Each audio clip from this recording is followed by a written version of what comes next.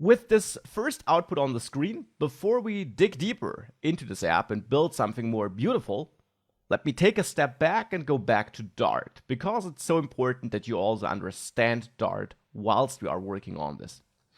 For one, let me go back to Material App and Text. I mentioned that these are not functions, but classes. And yet, I pass some data to them, right? I pass the hello string to text, and I even have this more strange looking home : thing here for Material App. Let's go back to our little Dart example here on Dartpad, which we started working on earlier. There we also have person, and person has some default values here. Now we can override these defaults, but what if our class should be a bit more generic? For example, for a person, it doesn't really make sense that the default would be max and 30. If we're, for example, building an application where users can sign up, then why would we assume that the average user is named Max? That does not make any sense. So you might want a setup where you have no initial values, but instead, when this class gets created, we can pass the initial values here between the parentheses.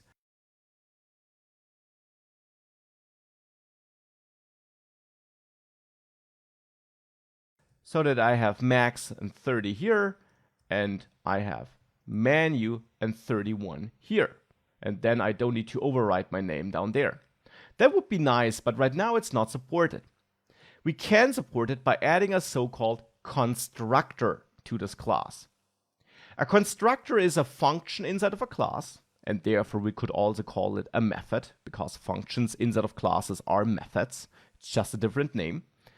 It's a function inside of a class which is different to other functions inside of the class in that it always executes only once when we create a new object based on the class, which happens when we call a class like this. You add a constructor by repeating the name of the class. So in this case, person, like that. In other programming languages, you would write constructor, for example, but in Dart, it's really just the name repeated. You add parentheses, like for a normal function, and then you add curly braces, which holds the code that should run when this class gets created.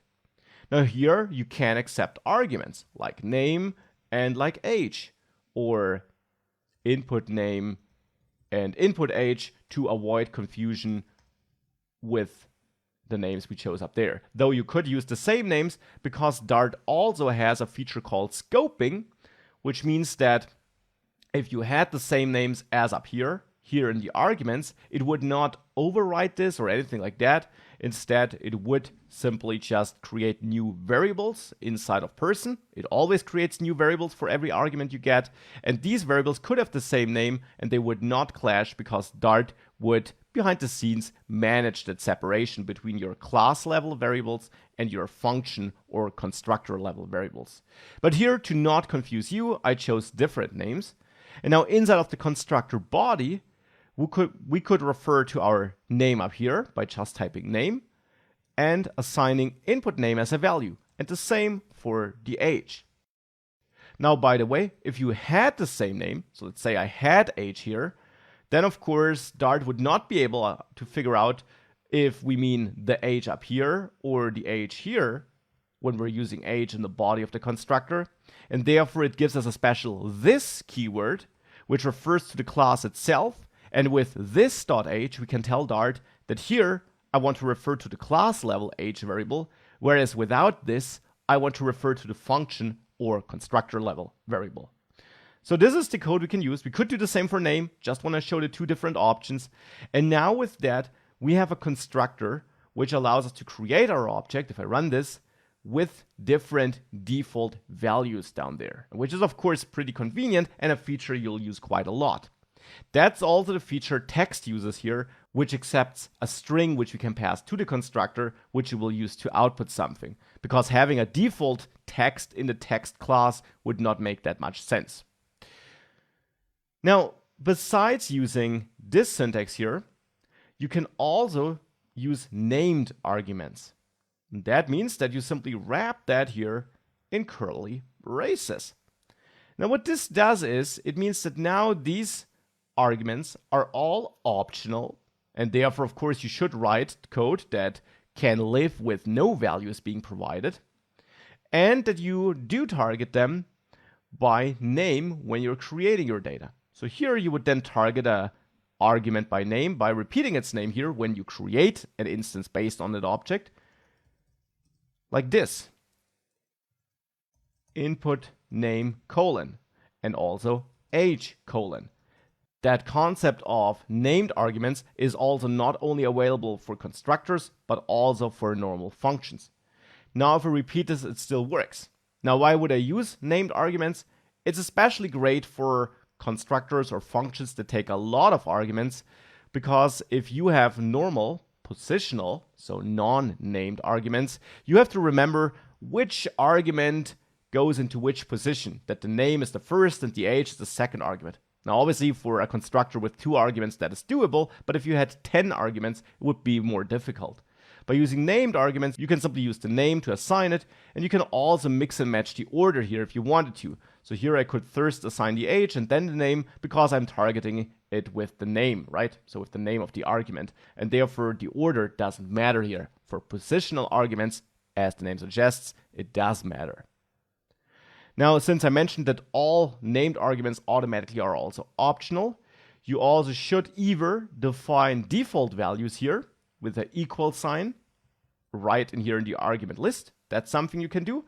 Now, in case you don't provide an age, the default value would be used, and that can of course be useful to avoid that your code breaks. Or you add a special annotation, the add required annotation, which will ensure that the compiler yells at you if you don't provide a value for that named argument. So with that, you turn that optional named argument back into a required one. Now, side note, required is not a feature built into Dart, and therefore here I get an error that Dart doesn't understand what add required means, but it will be built into Flutter, so here we will be able to use that. And with that, it's hopefully a bit clearer what named arguments are and what constructors are. Now, one last side note, if I remove add required here, one last side note because it is important, let me add the default value again. Sometimes this setup here, where you get certain data and you want to assign it to variables of your class, is so common that you don't have to write all that code. Instead, you can get rid of your constructor body, add a semicolon after it, and now just make sure that you use your variable or your property names up here, so that you use name and age. And now, here, you can simply target this age, and here also this name, now without a type assignment, because we got the types here already.